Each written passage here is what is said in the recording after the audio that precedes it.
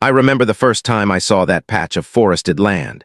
It wasn't much, just a few acres of overgrown weeds, tangled trees, and the kind of silence that makes your ears ring. But for me, it was perfect. I could feel it in my bones. This was where I would build my dream cabin, the place I'd escaped to after years of city chaos and soul-sucking office work. I could almost see it already. The logs stacked just right, the fireplace crackling in the corner, the smell of fresh pine filling every room. People thought I was crazy. "Why do you want to live out there? It's too far, too lonely. You'll regret it," they said, but I didn't listen. I've always believed that the things worth fighting for are the things no one else understands. That's how this cabin started, not as a project, but as a dream I refused to let go of. The first few months were exhilarating. Clearing the land, measuring, marking spots for trees to stay and go. It was honest, hard work, but it filled me with a kind of energy I hadn't felt in years. I was building more than a cabin. I was building my freedom. Every swing of the axe, every shovel of dirt, every log I dragged into place felt like staking a claim on my own life. Then the letters started. At first, they seemed harmless. A polite note slipped under my door from the HOA, welcoming me to the neighborhood and reminding me about community guidelines. I laughed. Community guidelines? I was 6 miles from the nearest neighbor with nothing but trees for company. But the tone of the letters changed quickly. Soon they weren't about guidelines, they were about threats, fines for things I didn't even know were rules. "Your cabin is too rustic. Your mailbox isn't approved." I stared at the words in disbelief. How could something so small, something so personal, be under someone else's control? The first time I met Karen, the HOA president, it was early spring. I was hauling logs up to what would eventually be the porch, sweat dripping down my face, muscles screaming in protest. She appeared at the edge of the property, perfectly dressed in a blazer and heels, clipboard in hand, and a smile that didn't reach her eyes. "Good morning," she said, like she owned the place. "I wanted to check on your compliance with our regulations." I almost laughed. Compliance? This was my land, my cabin. My 6 years of work hadn't even started yet, but already she acted like I had no right to be here. I tried to keep my voice calm. "Morning, Karen. I'm just getting started. It's a work in progress." She tilted her head and scribbled something on her clipboard. "Well, we'll be monitoring closely. You'll want to avoid any misunderstandings." That's when I realized this wasn't going to be a simple project. I wasn't just building a cabin. I was stepping into a war with someone who believed she could dictate every detail of my life. That night I sat by the edge of the property and looked at the stars. The smell of dirt, sawdust, and pine filled the air. I could feel the weight of the fight ahead pressing on me, but instead of fear, there was excitement. This was more than a cabin, it was a test. A challenge to prove that something built with sweat, love, and stubbornness couldn't be taken away by paperwork and self-righteous authority. I knew the road ahead would be long, filled with letters, threats, and probably more ridiculous fines than I could count. But I also knew one thing. They had picked the wrong fight. And as I drifted off to sleep under the whispering trees, I smiled to myself, imagining the cabin standing tall, 6 years from now, unshakable, no matter what they tried to do. Little did I know, that first letter, that first smile from Karen, was only the opening shot in a war that would test every ounce of patience, humor, and determination I had. And if I survived it, my dream cabin wouldn't just be a place to live. It would be proof that no one, not even an HOA, could break a person who refuses to back down. The mornings were the hardest. I'd wake before the sun, stiff and sore, and stumble out into the chill, coffee in hand, ready to wrestle another day of construction into submission. Every log I dragged, every board I measured, every nail I hammered into place was a battle, but it was mine, and it felt good. I could almost see the cabin taking shape in my mind. The way the light would spill through the windows, the warmth of the fireplace, the smell of pine and cedar mingling with the crisp forest air. It wasn't glamorous. There were blisters, splinters, and days when I'd curse the entire idea and want to crawl back into my car and drive straight to the nearest diner. But then something would happen. A bird would land on a freshly stacked log, or the sun would break through the clouds just right, and I'd remember why I was doing this. This was my dream, my creation, my little slice of freedom carved out of the forest. Then one morning I found a letter under the doormat. At first I didn't think much of it. It was another HOA notice. But as I read it, my stomach sank. They were fining me, not for anything major, just, "Your temporary storage of building materials exceeds our regulations." I stared at the paper, incredulous. Temporary storage. Every builder on the planet stores materials somewhere. Every single one. I felt anger simmering under the surface, but I forced myself to breathe. I'd already learned the first rule of fighting the HOA: never show them you're rattled. They feed off uncertainty, like wolves circling prey. A few days later, Karen herself appeared again. This time, she had a camera. "We need to document everything," she said, tapping the clipboard like it was a weapon. She looked around at my stacks of lumber, the half-built porch, the piles of stone. Then she looked at me, her eyes sharp.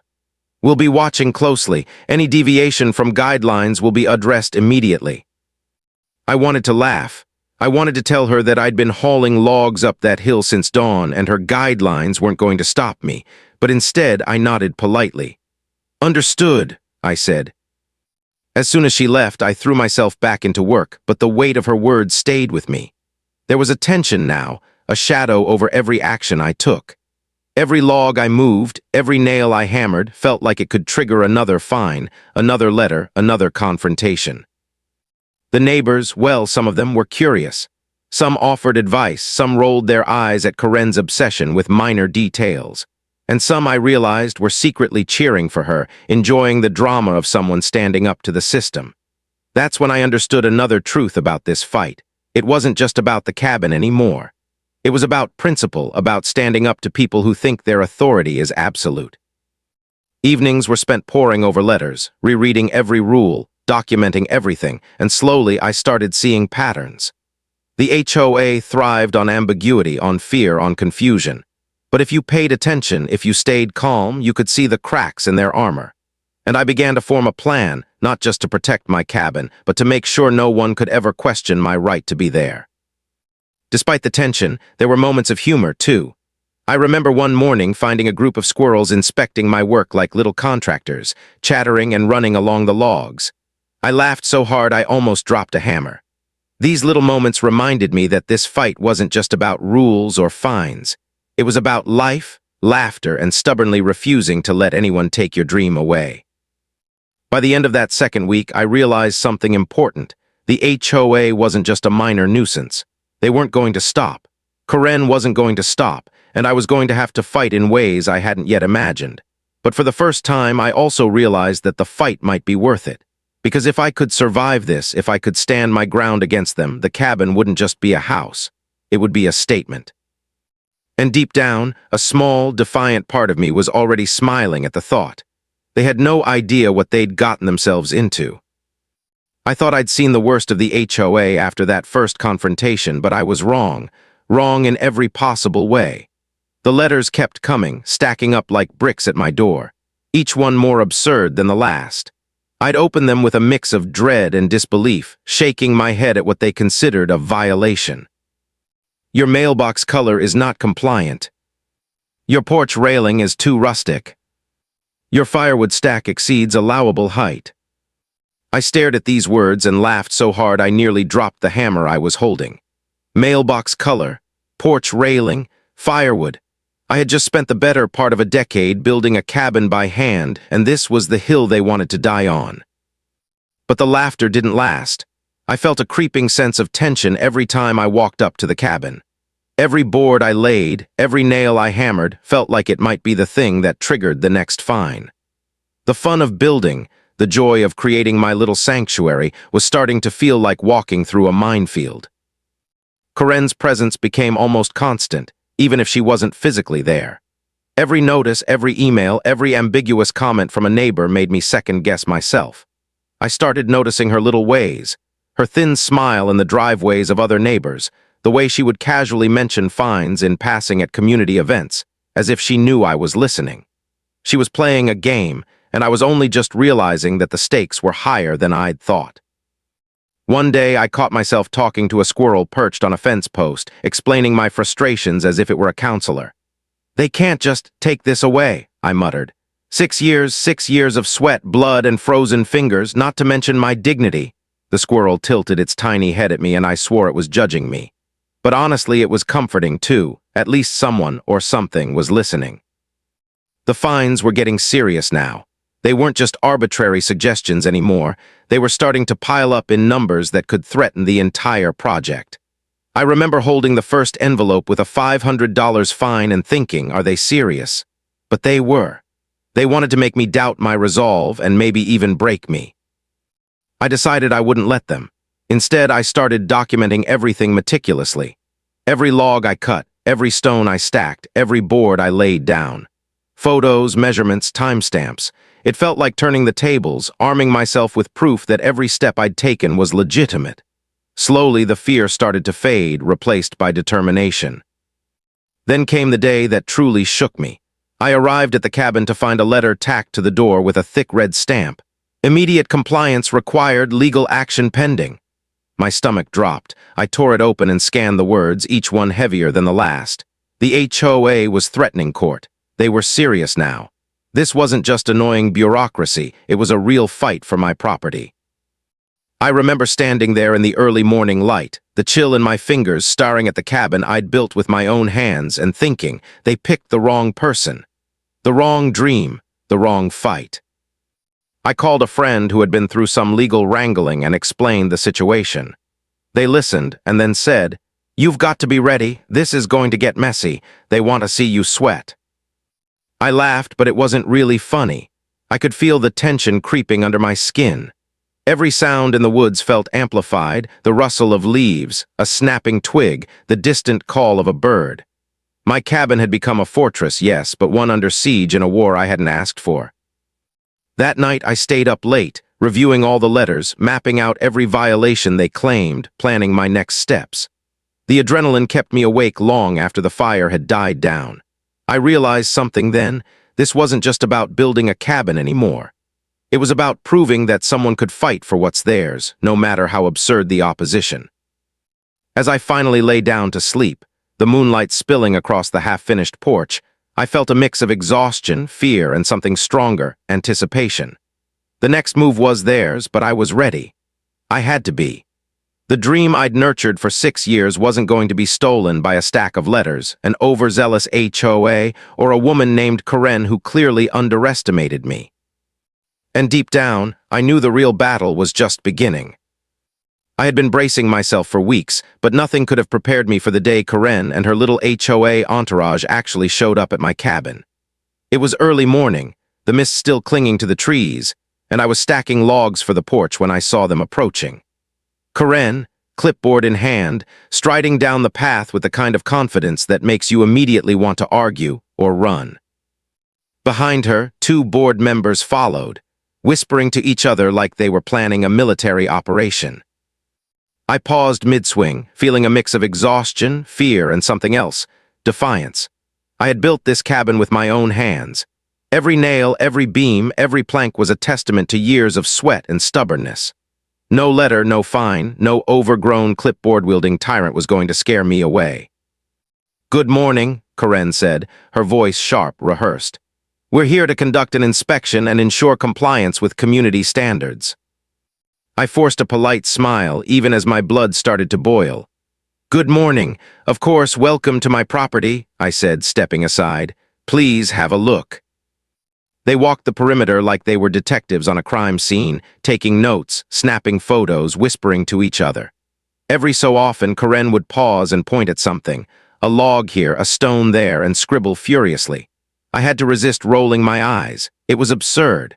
Their violations were so petty, so trivial, that I couldn't help but see the comedy in it. And yet the weight of their authority pressed down on me. Karen finally turned to me, eyes narrowing. "You understand that failure to comply could result in legal action," she said. "We take these matters very seriously." I looked her straight in the eye, refusing to show fear. "I understand," I said calmly, "but everything you see here is within regulations, or at least within the spirit of honest construction. I've documented everything from day one." Her lips pressed into a thin line, and I could see the tension in her shoulders. I knew I had rattled her. Maybe not enough to stop her completely, but enough to make her aware that I wasn't going to be intimidated. Then something unexpected happened. One of her board members, the one who had been nervously whispering the whole time, leaned closer to Karen and muttered something under his breath. I couldn't hear the words, but the effect was immediate. Karen's confident posture faltered for the first time. She straightened, cleared her throat, and shot me a look that was equal parts irritation and calculation. I realized then that this was their strategy, to unsettle me, make me doubt myself, make me hesitate. But hesitation wasn't an option.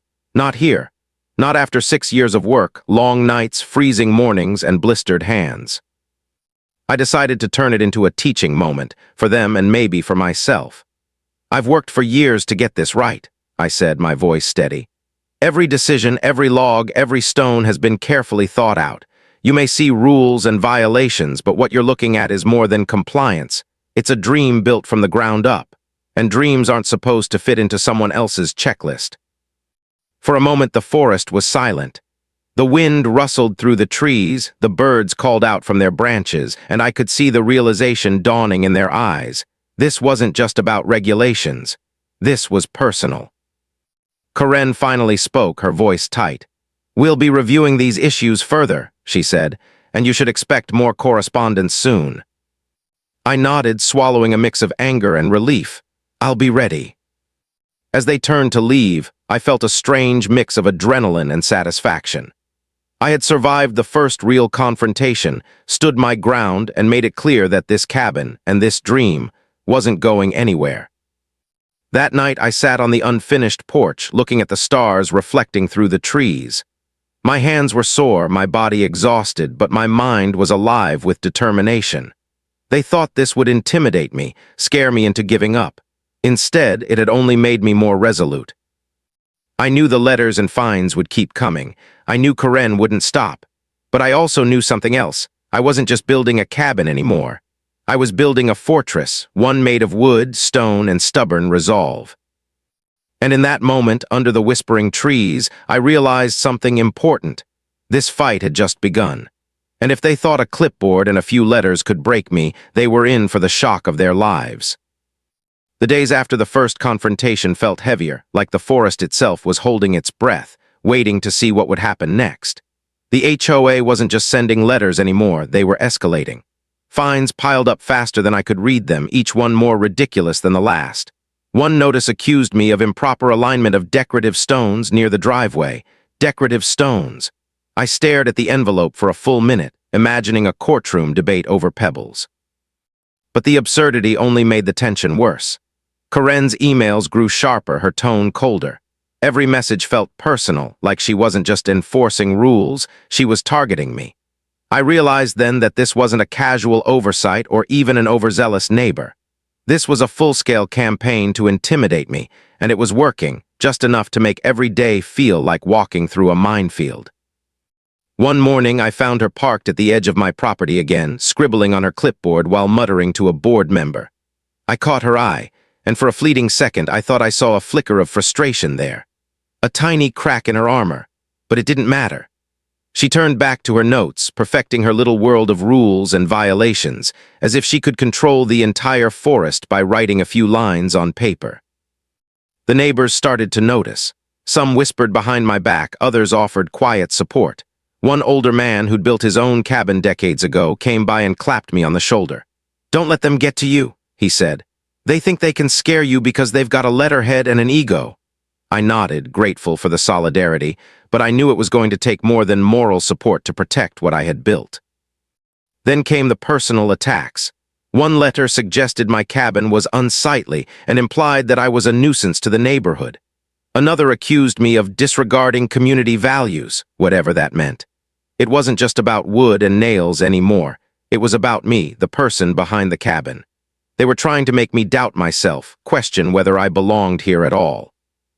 I laughed bitterly. After 6 years of pouring my soul into this land, after frozen mornings and aching hands, I wasn't going to let a few letters and a clipboard-wielding tyrant make me feel unwelcome in my own home. If anything, it made me more determined. Every log I stacked, every stone I placed, every window I framed was a declaration. I was not going anywhere. By now, I had begun to anticipate their moves. I meticulously documented every step of my work, from measurements to photos to receipts. I even started keeping a journal of their letters and visits. The more I organized, the more I felt in control. And the more I realized that Karen's obsession with rules was as much a weakness as it was a weapon. There were still moments of absurd humor, though they were tinged with frustration. I remember seeing a board member measure the gap between my porch posts with a tape measure, shaking their head as if they'd discovered a national scandal. And the squirrels, they seemed to enjoy the chaos more than anyone. They ran along the beams and watched me work as if judging the human foolishness below. Sometimes I swore one of them winked at me. One evening, I sat on the porch, looking at the half-built cabin and feeling the weight of the battle ahead. I knew this was bigger than fines and letters. It was about standing your ground, about defending something you've built with your own two hands against people who think rules are more important than reason. I could almost hear the forest whispering, "Don't give up." And then a thought hit me. Maybe Karen had underestimated me from the start.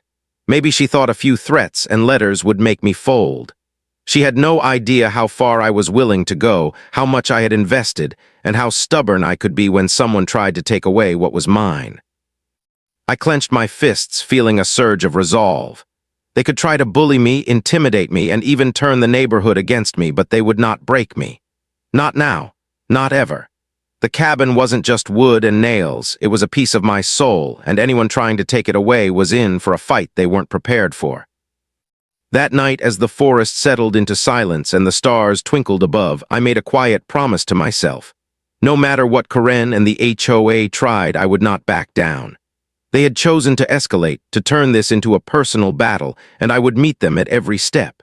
This cabin would stand, and so would I. Little did I know, the next phase of this war would test every ounce of patience, cunning, and stubbornness I had left. And when it came, there would be no turning back. By now, it was clear this wasn't going to be a fight solved with polite words or patient explanations. The HOA had escalated to a level that demanded strategy, preparation, and nerves of steel. Every letter, every inspection, every fine felt like a chess move, and I realized quickly that I couldn't afford a single misstep. I spent hours going over every notice, every regulation, every obscure clause they had cited. I documented my work meticulously, photos of every beam, every log, every stone carefully stacked. I wrote down the dates, the measurements, the methods I had used. It wasn't just precaution, it was armor against their relentless attacks. And then came the inspections. Karen showed up again, but this time she wasn't alone. She brought experts, people who claimed to know the rules better than anyone, walking my property with clipboards, cameras, and measuring tapes like soldiers surveying enemy territory. Every step I took, every motion I made was under scrutiny. I felt the weight of their gaze, the silent judgment. I could see the humor in it, though. One inspector, a man with a tie that seemed far too stiff for the woods, measured my porch posts with painstaking care and muttered something about improper spacing. I wanted to laugh so badly that I nearly dropped the hammer I was carrying. These people were acting like every log I had painstakingly placed was a crime. But their seriousness only fueled my determination. I began to notice patterns in their approach. They relied on intimidation, on fear, on making me second-guess myself. But if you stayed calm, if you documented everything, if you understood the rules better than they did, you could turn their own tactics against them.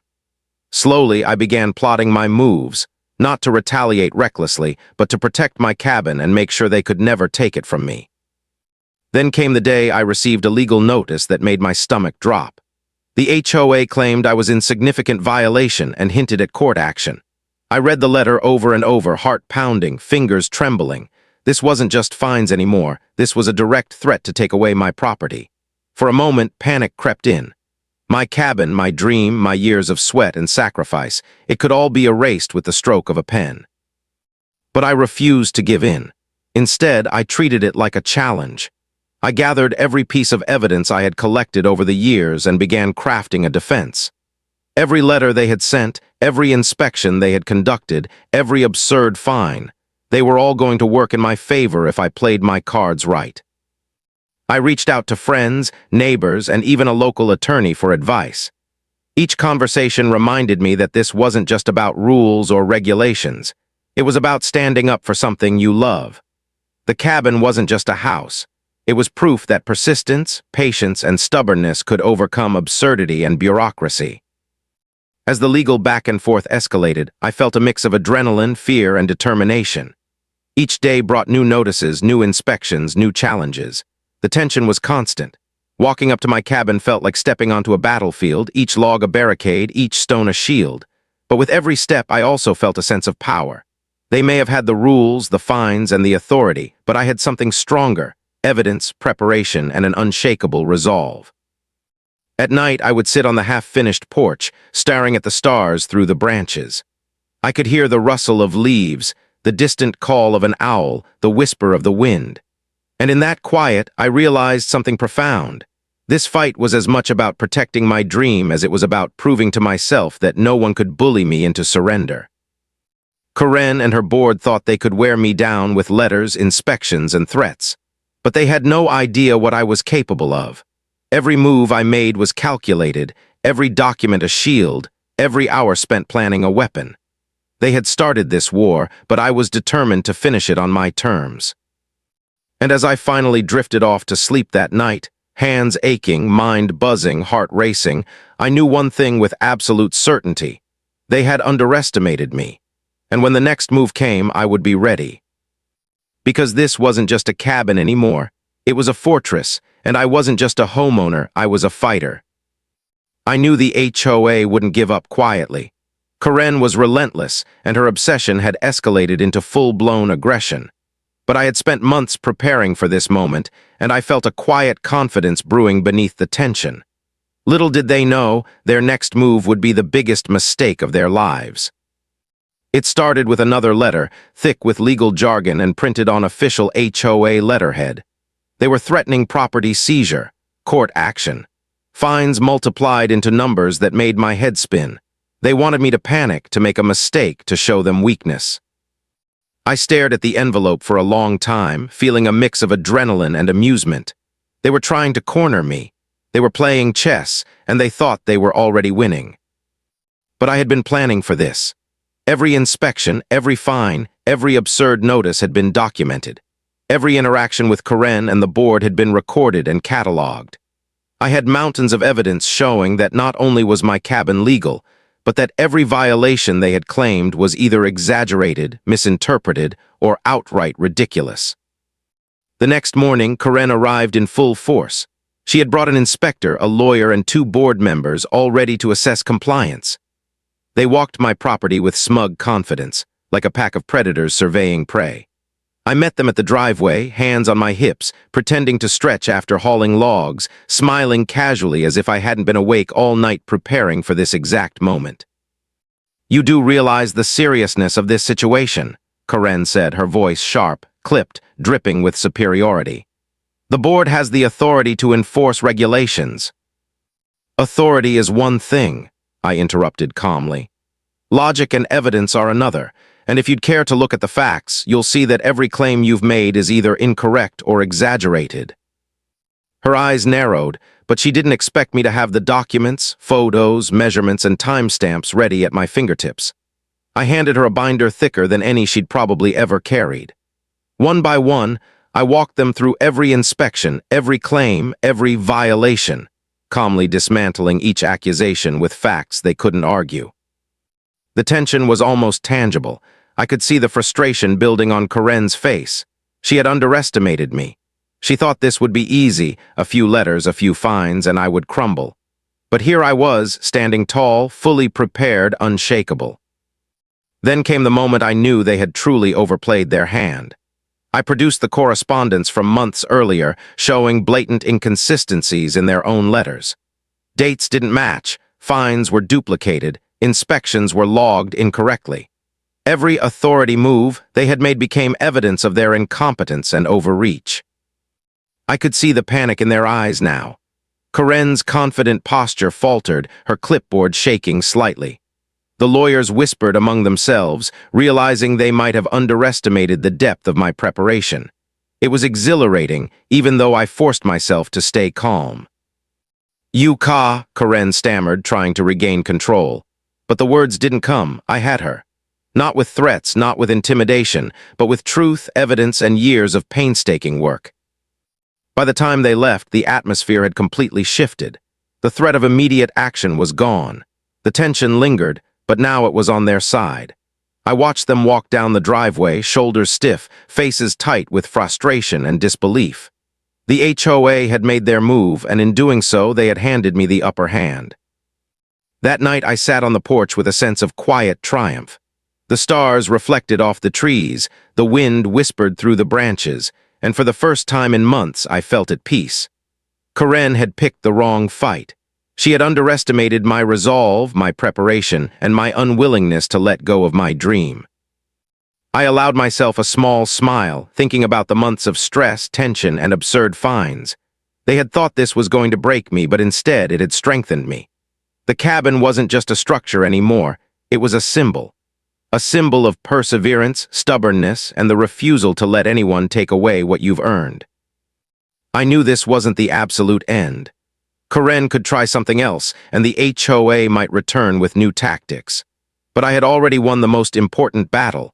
I had proven to myself and to everyone watching that no one could intimidate me into surrender.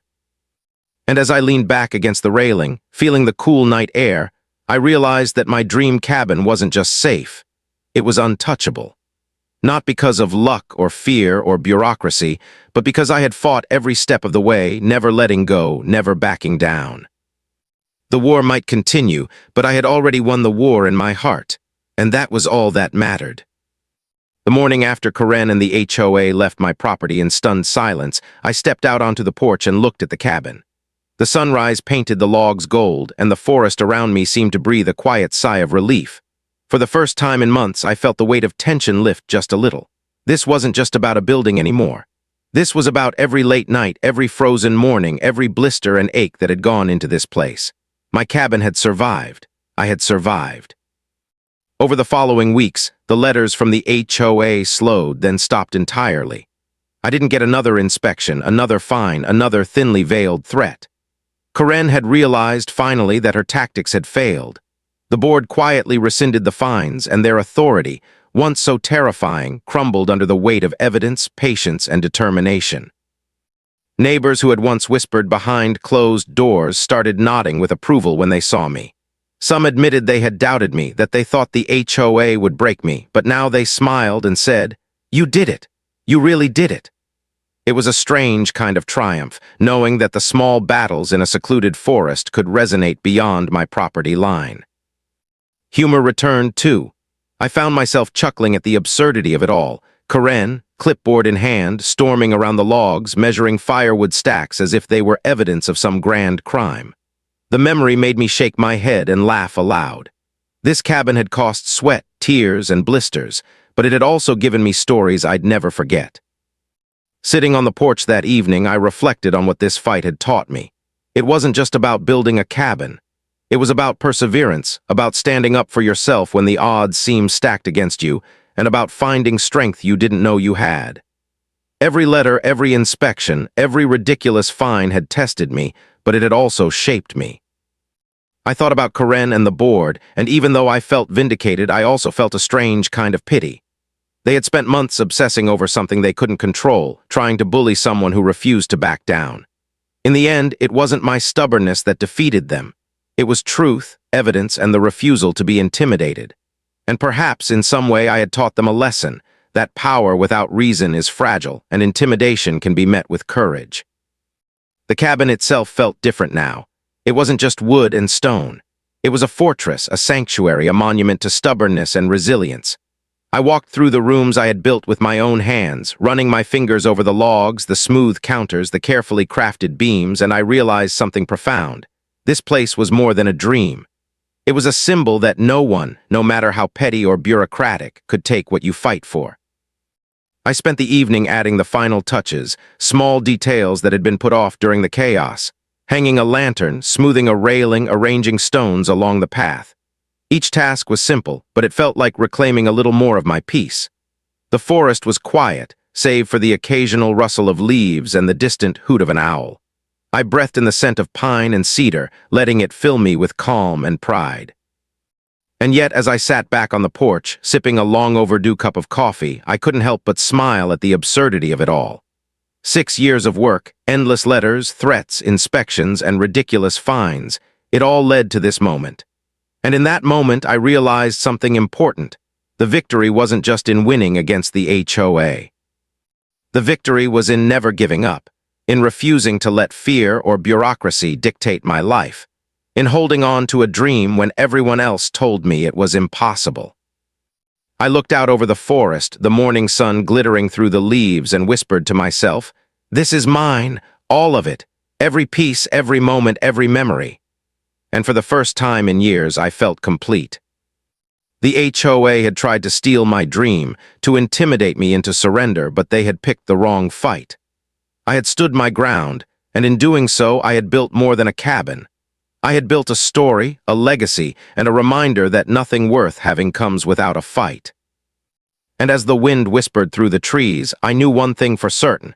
This cabin would stand, and so would I. You've heard this confession, now wait until you hear the next one. The truth that shatters everything you thought you knew.